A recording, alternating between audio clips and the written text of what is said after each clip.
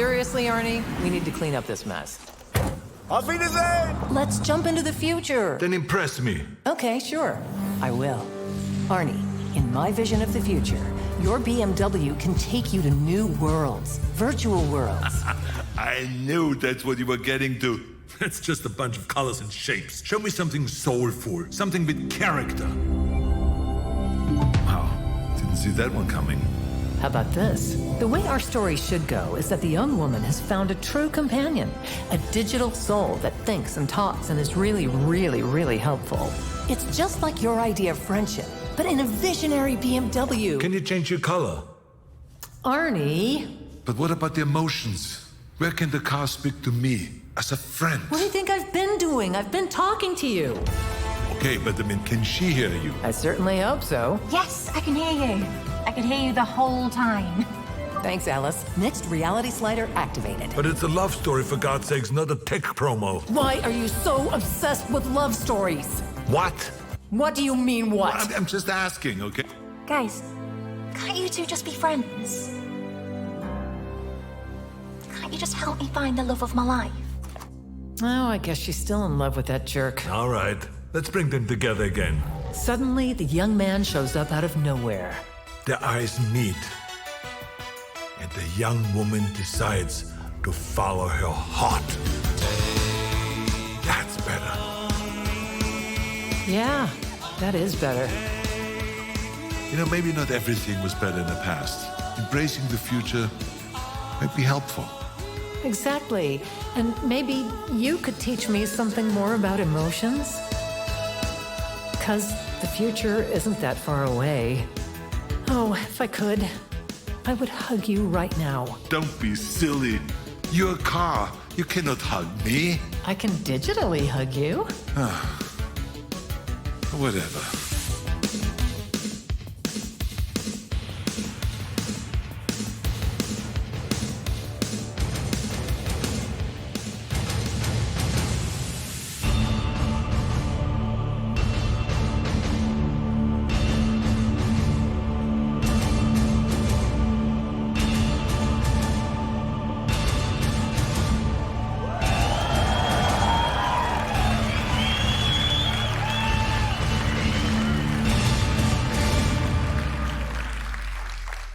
Well, good evening, ladies and gentlemen. Wow, this place is packed.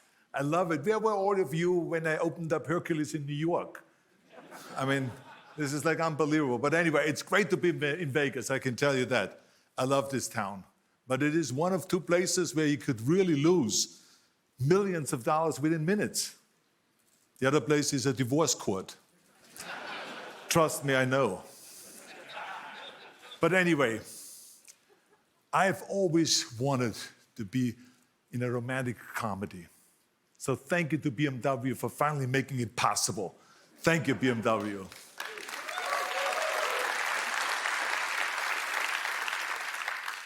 Now, when BMW originally came to me with the idea of doing an electric car commercial for the Super Bowl, I signed on immediately.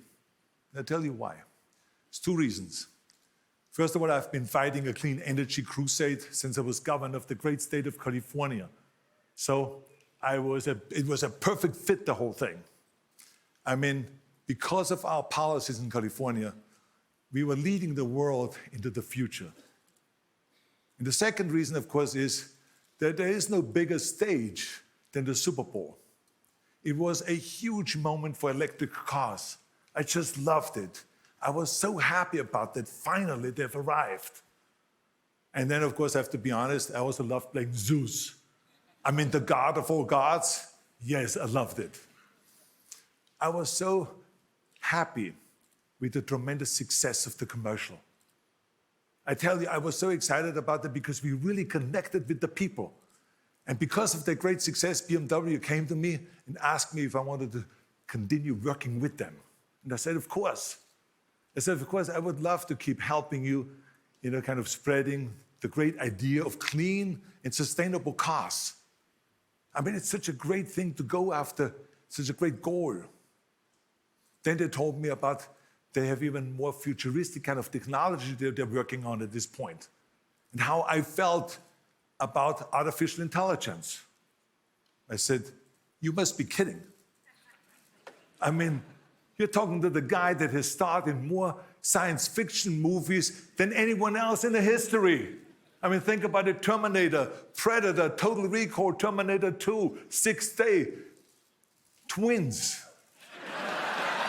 I mean, the list goes on and on. I mean, let's be honest, they're asking me what I think about it. I mean, from cloning to artificial intelligence to traveling to Mars, my movie career covered it all. And we have seen so many of those things that were science fiction back in the 80s and 90s that became science facts, you see? But I have to be honest with you, I was a little concerned because in most of my movies, the machines were the enemy. But today, we found ways to use technology as an ally. We all carry computers around in our pockets. They make robots. They can dance and do obstacle courses. People are cloning their dogs. Artificial intelligence is creating art and music and writing and all of these kind of things. And it's even helping Hollywood with movie making. This is why there's one thing I can't understand about Hollywood. Because a lot of people in Hollywood, they're worried about AI. Now, this is the only place in the world where people with bleached hair and fake breasts and collagen lips worry about something that is artificial. How does that make sense to you? How does that make sense to you? Now, all jokes aside, when BMW told me about their new vision for AID, I loved it. I thought it was such a nice, new, creative idea. I had a big smile on my face when they told me about that. A machine that actually cares. It reminds me a little bit of the character that they played in Terminator 2, the T-800 that saved, humanity. So this was really great. And I love that BMW is leading the way to the future and that they are learning from all of my movies and all of the technology, that for technology to really work, that it has to work with humans and not against us. And I am in heaven that they have been striving to be the most sustainable car company in the world and using all of their technological expertise to terminate pollution once and for all. Isn't that great? Let's give them a big hand for that. Come on.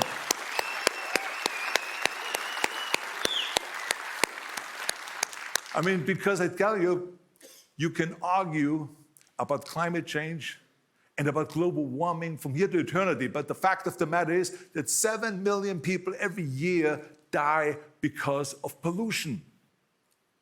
Yes, because of pollution. So I think the time is over for the debates and the arguments. We have to act. And we have to act on the local level, we have to act nationally, and we have to act globally.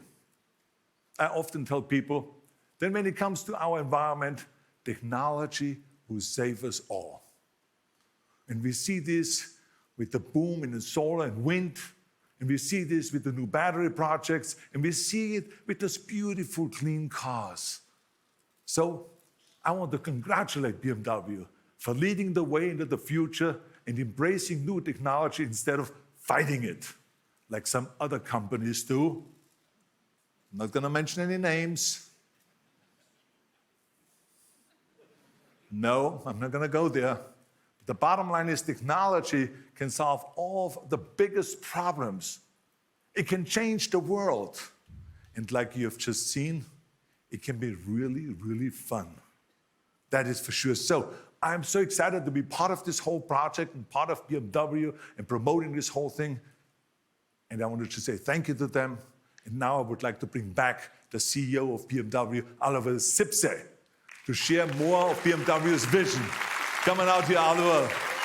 Look at this man here. Look at his deltoids.